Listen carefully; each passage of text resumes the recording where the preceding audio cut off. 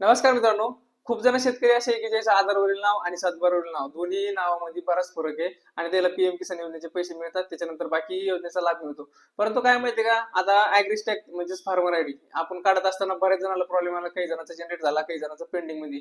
आणि बऱ्याच जणांचं काय झालं माहितीये का, पेंडिंग असल्यामुळे त्याला पीएम किसानचे हप्ते आले नाही किंवा जे महाडीबीटी मध्ये अर्ज करायचा त्याचा सुद्धा अर्ज करता आला नाही किंवा पोखरामध्ये अर्ज करायचा असेल त्याचा सुद्धा बऱ्याच जणांना प्रॉब्लेम आलेला आहे. तर मग हा प्रॉब्लेम का आला नेमकं, की बाबा तुमचं नाव जे सातबारावर आणि आधार कार्डवर जे वेगळं असल्या कारणामुळे तुम्हाला हा प्रॉब्लेम आलेला आहे. तर बरेच जण काय करतात माहितीये का, नाव चुकलेलं असताना काय आलेलं माहितीये का, काही जणांची फार्मर आयडी निघलेली.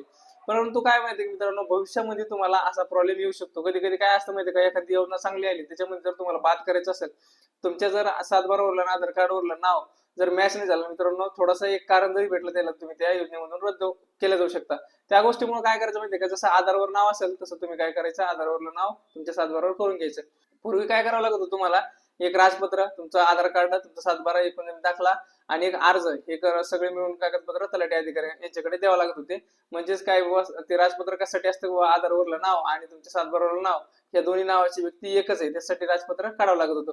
परंतु मित्रांनो, आता सध्या तुम्हाला राजपत्र काढायची गरज नाही. 1000-1200 रुपये जे तुमचे ते पण वाचणार आहे आणि त्याच्यानंतर तलाठी अधिकारी यांच्याकडे जे तुम्हाला कागदपत्र दिले, पहिले काय लोक म्हणत होते बाबा तलाठी अधिकाऱ्याकडे जर डॉक्युमेंट दिले तर आपल्याला ते नाव बदलायचे पैसे घेतात. परंतु मित्रांनो, आता सध्या एक शिबिर चालू आहे. त्या शिबिराचं जे नाव आहे मित्रांनो, ते छत्रपती शिवाजी महाराज स्वसमाधान शिबिर.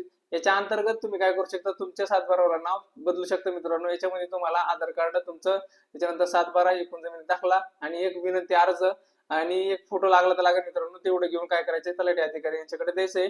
म्हणजे ह्या शिबिरामध्ये तुमचं नाव जे लवकरात लवकर चेंज होईल मित्रांनो.